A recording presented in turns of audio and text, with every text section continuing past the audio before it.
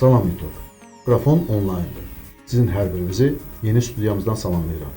Bundan sonra biz bütün çıxışları, bütün videoları yeni stüdiyamızdan yazacağıq. İlk olaraq Dostluq Korporasiyasından danışacağım.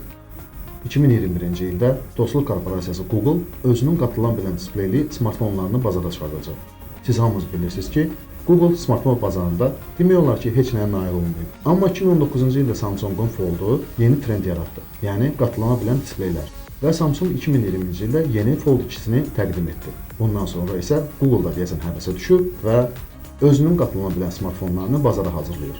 Bu haqda informasiyanı bizə Display Supply şirkətinin prezidenti Rosyan veribdir. Bilirsiniz ki, Rosyan özünün düzgün informasiyasıyla fərqlənir. Bəli, Google da bu trendin dalıca düşməyə başladı. Bundan başqa, Rosyan'dan dediyi sözlərə görə isə Çinin 3 şirkəti Oppo, Vivo və Xiaomi 4 qatılana bilən smartfonunu bazara çıxardacaq. Bəli, şirkətlər 3, amma məhsul isə 4. Burada vanqalıq eləməyə heç bir ehtiyac yoxdur. Bildiyimiz kimi, yəqin ki, Xiaomi 2 dənə əlavə qatılana bilən displeyli smartfonları bazara çıxardacaq. Google-la olan informasiya ilə davam edir. 4 il bundan qabaq Google özünün FuxOS sistemi üzərində işlərinə başlayıb. Düz 4 il bundan qabaq.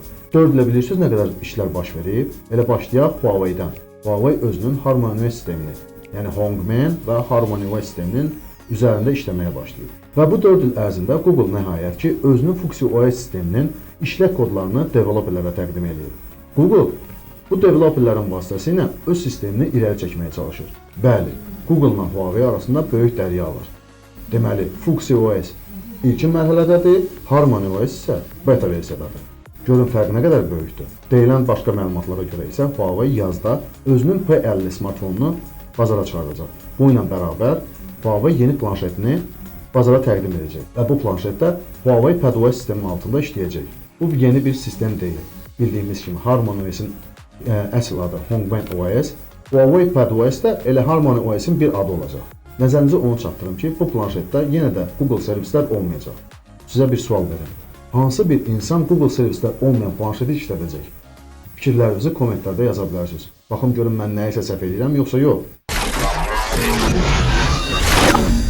Deməli, Google-dan və Huawei ilə hər şey aydın oldu. İndi gələn danışaq Honor şirkətindən. Bildiyiniz kimi, Honor artıq neçə vaxtdır ki, müstəqil şirkət olub. Yəni, Huawei-dən ayrılıb. Və bu ayrılıq bunun demək olar ki, bütün qol qanadını açıb. İndi belə baxanda deyəcəksiniz ki, burada nə var ki, inkişaf gedir, belə falan, razıyam, mən sizə bir söz demirəm. Amma bir dənə problem var. Honor özünün F40 smartfon xəttində demək olar ki, dünyanın bütün 4 çipindən istifadə edəcək. Yəni ki, dediyimiz kimi, bu Mediatek'in istehsal etdiyi Dimensity 1000 Plus və Samsung'un istehsal etdiyi Exynos 1080, bundan başqa Snapdragon 308 və ən axırıncı isə Kirin 9000. Bildiyiniz ki, bunlar hamısı ən güclü smartfon prosesorlardır. Amma bilmirəm ki, bu Honor niyə belə eləyibdir? Onun V40 smartfonlarında deməli standart versiyada olacaq Mediatek'dən olan Dimensity 1000 Plus prosesoru, Pro versiyasında olacaq Exynos 1080, yəni 1080, deməli Pro Plus versiyasında isə Snapdragon 888 və bundan başqa bir dənə də versiyası var ki, indi adını oxuyacağım, çünki adını demək o qədər də asan deyil. Bir dəqiqə oxuyum onun adını. Deməli, Commemorative Edition, adam dilini belə sındırar. Commemorative Edition versiyasında isə Kirin 9000, Huawei-dən olan Kirin 9000 prosesorundan istifadə edəcək. Yaxşı, ay Honor, sən mənə deyə bilərsənmi, bu neqredi sən kim üçün hazırlamısan? Gəlin indi Samsung'dan danışaq. Yadınıza gəlirsə, Samsung'un A51 və A71 smartfonları demək olar ki, bütün dünyada uğur qazanırdı. İndi verilən məlumatlara görə isə Samsung A52 və A72 smartfonlarını bazara hazırlayır. Mən zənnimcə burada bir yenilik olmayacaq. Çünki Samsung'u mən tanıyıram və həmişə də bilirsiniz ki, mən Samsung'u quru yuyub yaş sərdim və yaxud da yaş yuyub quru sərdim. Çünki mən bilirəm ki, onun istehsal etdiyi smartfonlarda güclü bir şey olmur. Ən azından onların Exynos prosesorları. Amma deyilənlərə görə A52 smartfonlarında yenilik olacaq. Mən buna düzdür inanmıram, amma yenilik ondan ibarət olacaq ki, verilən infosuzuntulara görə A52 smartfonlarında AMOLED displeyi 6.5 inç olacaq və ən əsası prosesor isə Snapdragon 750G olacaq. İnanırsınız, mən buna heç inanmağım gəlmir.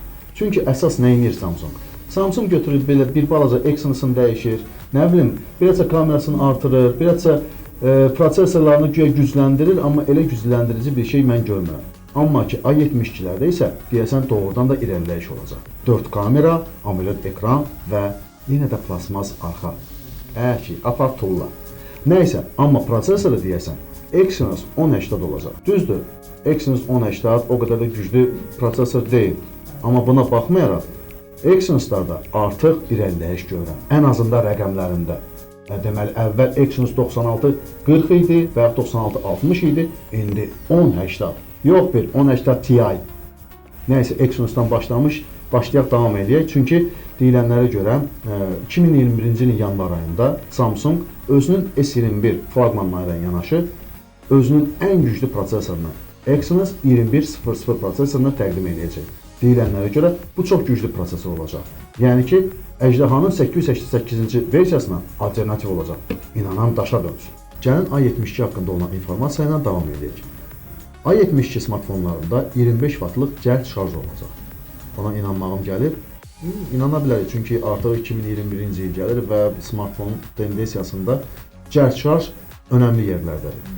Və bu informasiyanı bizə Snapdragon 888 5G deyib. Adına fikir verdiniz, yaman belə tərbiyəsiz addır ya. Yox, burada belə bir şey yoxdur, çünki nəyə görə? Bu adam özü Çindən də adı da Çundur. İndi bir sual verim sizə. Bizim kanalımızın adı Qrafçun olsaydı, abunə olardınız? Məncə yox.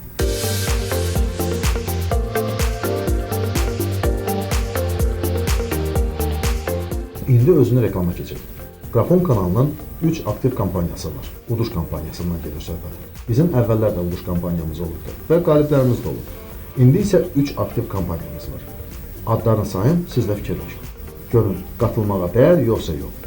Birinci, Redmi Note 9 Pro və AirDots. İkinci, Apple Watch SE. Üçüncü, iPhone 12 mini. Təzə qoşanlar deyəcək ki, bu nədir texnologiyanın adını çəkirsən? Xeyr, bunlar bizim uduş kampaniyalarımızdır. Və hər bir uduş kampaniyasına aid videolar var. Hər bir videonun, hər bir uduşun şərtləri tamam olduqdan sonra mən onlayn olaraq uduşu həyata keçirəcəm və kim qalib olacaqsa onu bu studiyaya dəvət edib intervyu alacaq. Çoxlarınız inanmır. Amma ki, inanmağa dəyər. Abunə olun, videoların altında komment yazın, like eləyin və bundan sonra gözləyin. Bütün şərtlər tamam olandan sonra Redmi Note 9 Pro və AirDots-u, Apple Watch SE-ni və iPhone 12 mini hədiyyə edəcəm.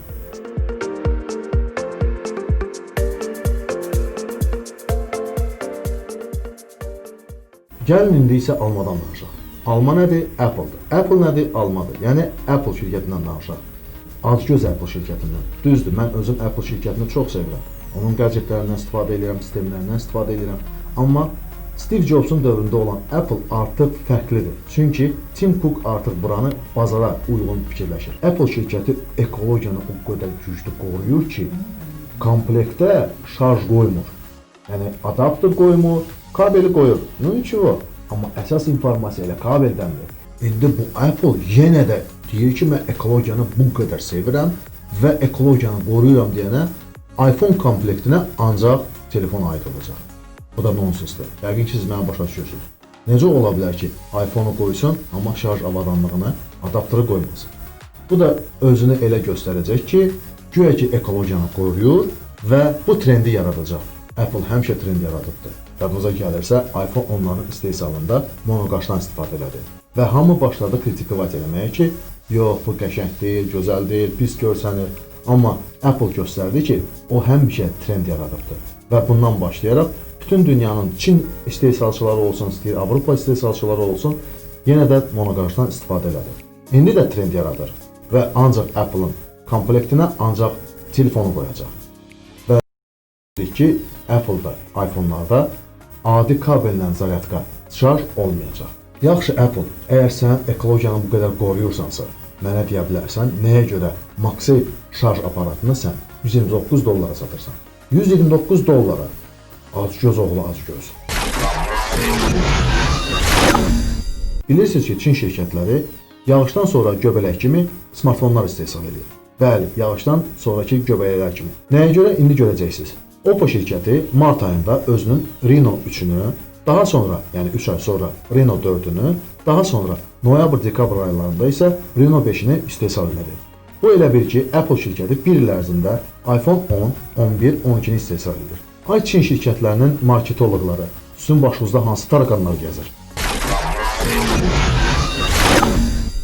Gəlin indi isə Xiaomi-dən danışaq. Daha doğrusu Xiaomi-nin qatılana bilən displey trendinin dalıca getməsinə. Yaxın günlərdə Xiaomi şirkətinin daha bir patenti işıq üzü görüb. Daha doğrusu infosuzuntusu şəbəkədə yayılıb. Gördüyünüz bu patent qatılana bilən yox, dartıla bilən displeyə aiddir. Bəli, məhz dartıla bilən. Patentdən görsənir ki, smartfon iki displeydən ibarətdir. Bir əsas displey, ikincisi isə içərdən dartılıb çıxan.